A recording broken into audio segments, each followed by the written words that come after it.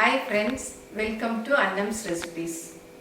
இன்னைக்கு மிக்ஸிலேயே அரைச்சு சூப்பரா இந்த மாதிரி ஆப்பம் எப்படி செய்யலாம்னு பாப்போம்.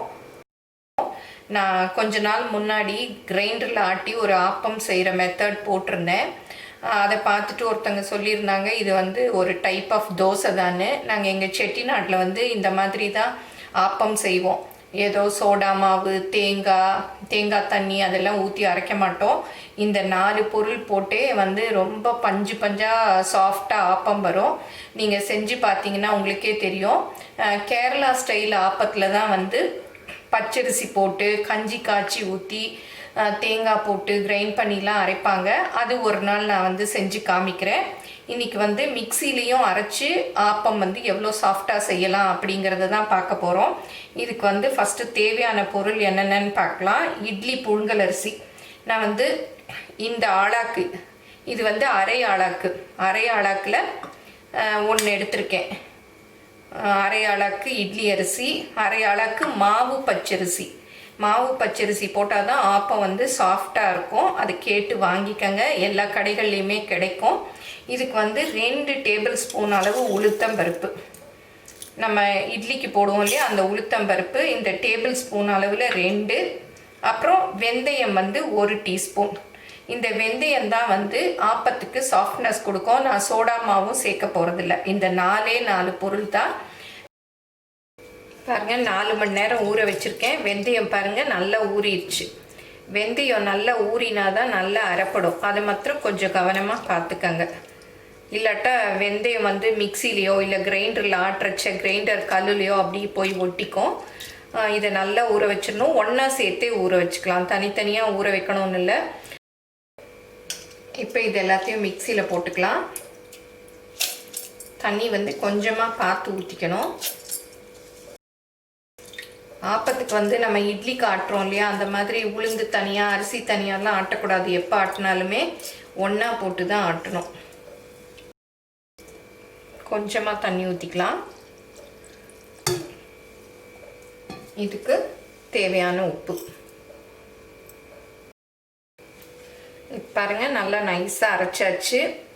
நம்ம வந்து ஆப்பம்னாலே ரொம்ப பெரிய வேலை அப்படின்னு நினச்சிட்டு தான் நம்ம செய்யாமல் இருக்கோம். இந்த மெத்தடில் நீங்கள் செஞ்சீங்கன்னா நல்ல சாஃப்டாக ஆப்பம் செய்யலாம். நம்ம சோடா மாவு சேர்த்து சாஃப்டாக வரும் இல்லையா, சோடா மாவு சேர்க்காம வெந்தயம் சேர்த்து செய்கிறோம். அந்த சோடா மாவு செய்கிற வேலையை வெந்தயமே செஞ்சிரும். இது உடம்புக்கு ரொம்ப நல்லது, ஆரோக்கியமானதும் கூட. இப்போ இதை வந்து இந்த பாத்திரத்தில் ஊற்றி அப்படி புளிக்க வைக்கலாம். ஊற வச்ச தண்ணி அப்படியே வச்சுருக்கேன். ஏன்னா அது வெந்தயம் ஊறினது நல்லது. அதை வந்து இந்த மிக்சியில் ஊற்றி கழுவி ஊற்றிக்கலாம். நீங்கள் வெல்லம் போடணுன்னா திக்காக வச்சுக்கோங்க. நம்ம தோசைக்கெல்லாம் கரைச்சி வைப்போம் இல்லையா அந்த அளவு இருக்கணும். போதும். இதை அப்படியே மூடி புளிக்க விட்டுடலாம். ஒரு 6லேருந்து 7 மணி நேரமாவது குறைஞ்சது புளிக்கணும். அப்போ தான் வந்து நல்லா சாஃப்டாக வரும் ஆப்பம். இதை அப்படியே மூடி புளிக்க வச்சிடலாம். சாயந்தரம் அரைச்சி புளிக்க வச்சோம் இல்லையா ஆப்பம் மாவு, பாருங்கள் நல்லா பொங்கி வந்திருக்கு. பாருங்கள் நல்லா பொங்கி வந்துருச்சு. நீங்கள் வேணும்னா தேங்காய் போட்டு அரைச்சிக்கலாம், தேங்காய் தண்ணி ஊற்றி அரைச்சிக்கலாம். பாருங்கள் இதுவே நல்லா அப்படியே புசுன்னு இருக்குது பாருங்கள் மாவு. இதை வந்து நம்ம ஆப்பம் ஊற்றிக்க வேண்டியதுதான். இதில் வந்து தண்ணியெலாம் கூட கலக்க வேண்டாம், நல்லாவே இருக்குது, சரியாக இருக்குது. அது வந்து நுறையாக தான் இருக்குது. இந்த மாதிரி ஊற்றினா தான் நல்லா ஓட்டையாக வரும். நம்ம தண்ணியை ஊற்றி ரொம்ப மிக்ஸ் பண்ணிட்டோன்னா அதெல்லாம் கொஞ்சம் அடங்கிடும். இன்றைக்கி ஆப்பம் நான் வந்து இந்த மாதிரி கடாயில் தான் ஊற்ற போகிறேன். இதுக்கு ஆப்பம் பேன் வந்து வேணும்னா அவசியம் இல்லை. நம்ம வீட்டில் யூஸ் பண்ணுறோம் இல்லையா அந்த மாதிரி கைப்பிடி வச்ச கடாய் இருந்தாலே போதும். அன்றைக்கி நான் வந்து ஊற்றின நான்ஸ்டிக்கில் வந்து ஓரம்லாம் ரோஸ்ட் ஆகாது. இந்த மாதிரி கடாயில் ஊற்றுனோம்னா நல்லா ரோஸ்ட் ஆகும். இதை வந்து சூடு பண்ணிக்கணும். சூடு பண்ணிவிட்டு இந்த மாதிரி இதில் லைட்டாக எண்ணெய் வந்து ரொம்ப இருந்தால் ஊற்ற வராது. சும்மா இதை வந்து அப்படியே க்ரீஸ் பண்ணிக்கணும். இதில் ஒரு துணியில் தொட்டு எண்ணெயை அப்படியே தடவிக்கங்க. இப்போ ஆப்பம் மாவை இதில் ஊற்றிக்கலாம். ஊற்றிட்டு 2 பக்கம் பிடிச்சிட்டு அப்படியே ஒரு ரவுண்டு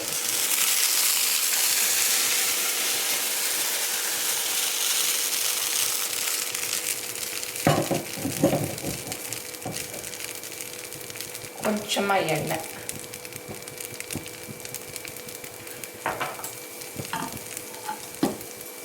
இதை வந்து அப்படியே நல்லா மூடி வேக விட்டுறலாம். இப்போ திறந்து பார்க்கலாம். ஆப்பத்தில் வந்து சென்டரில் தான் மாவு இருக்கிறதுனால வேக கொஞ்சம் டைம் எடுக்கும். அடுப்பை வந்து குறைச்சி வச்சு மூடி வச்சு வேக வைங்க. இப்போ திறந்து பார்க்கலாம். நல்லா வெந்துருச்சு. அப்படியே எடுக்கலாம். பாருங்கள், கொஞ்சம் அப்படியே எடுத்துட்டு கூட வந்திருக்கு பாருங்கள். ஓரத்தில் அப்படி ஓரத்தை மாத்திரம் எடுத்து விடணும்.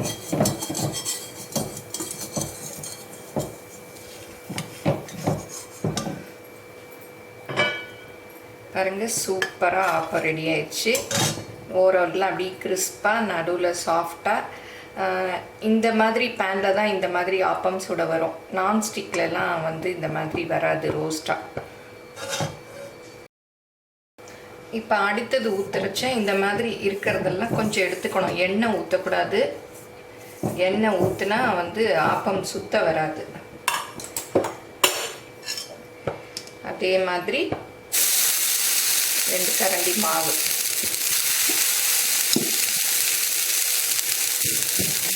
ஒரே ரவுண்டு தான்.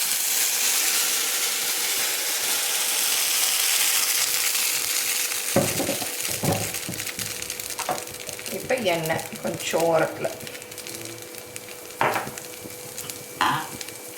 இதை வந்து மூடி வச்சு. இப்போ பாருங்கள், நல்லா வெந்துருச்சு. இந்த சென்டரில் தான் நல்லா வேகிறத பார்த்துக்கணும். பாருங்கள், இதில் ஓரெல்லாம் கூட பாருங்கள் அப்படியே எடுக்க வந்துருச்சு தானாகவே. நம்ம ஒன்றுமே பண்ண வேணாம், அப்படியே வருது பாருங்கள். சூப்பராக ஆப்பம் ரெடி ஆயிடுச்சு.